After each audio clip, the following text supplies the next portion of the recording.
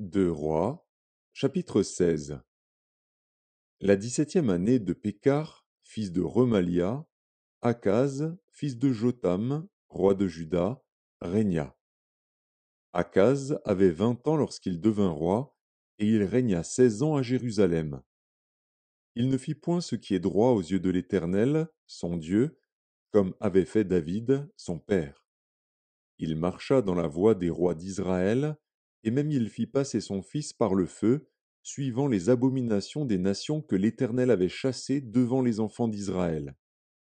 Il offrait des sacrifices et des parfums sur les hauts lieux, sur les collines et sous tout arbre vert. Alors Retsin, roi de Syrie, et Pékar, fils de Remalia, roi d'Israël, montèrent contre Jérusalem pour l'attaquer. Ils assiégèrent Akaz, mais ils ne purent pas le vaincre. Dans ce même temps, Retsin, roi de Syrie, fit rentrer Élat au pouvoir des Syriens. Il expulsa d'Élat les Juifs, et les Syriens vinrent à Élat, où ils ont habité jusqu'à ce jour.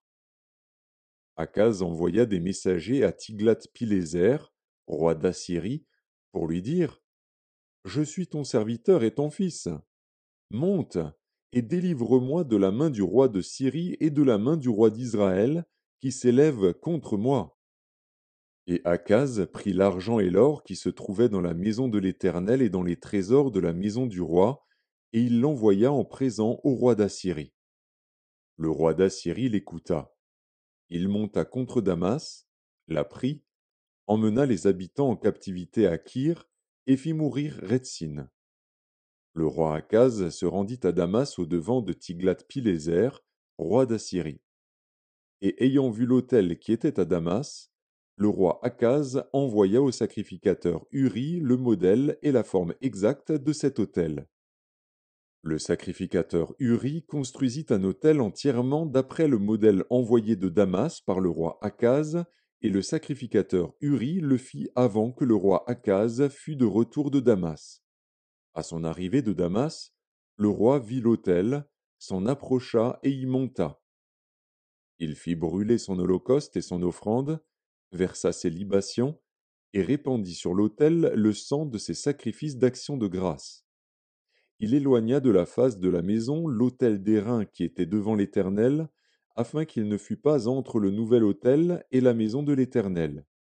Et il le plaça à côté du nouvel autel, vers le nord. Et le roi Akaz donna cet ordre au sacrificateur Uri: Fais brûler sur le grand autel l'holocauste du matin et l'offrande du soir, l'holocauste du roi et son offrande, les holocaustes de tout le peuple du pays et leurs offrandes, verse-y leurs libations, et répands-y tout le sang des holocaustes et tout le sang des sacrifices. Pour ce qui concerne l'autel d'airain, je m'en occuperai. Le sacrificateur Uri se conforma à tout ce que le roi Akaz avait ordonné. Et le roi Akaz brisa les panneaux des bases et en ôta les bassins qui étaient dessus.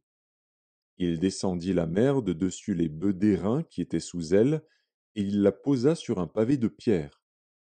Il changea dans la maison de l'Éternel, à cause du roi d'Assyrie, le portique du sabbat qu'on y avait bâti et l'entrée extérieure du roi. Le reste des actions d'Akaz, et tout ce qu'il a fait, cela n'est-il pas écrit dans le livre des chroniques des rois de Juda? Akaz se coucha avec ses pères, et il fut enterré avec ses pères dans la ville de David. Et Ézéchias, son fils, régna à sa place.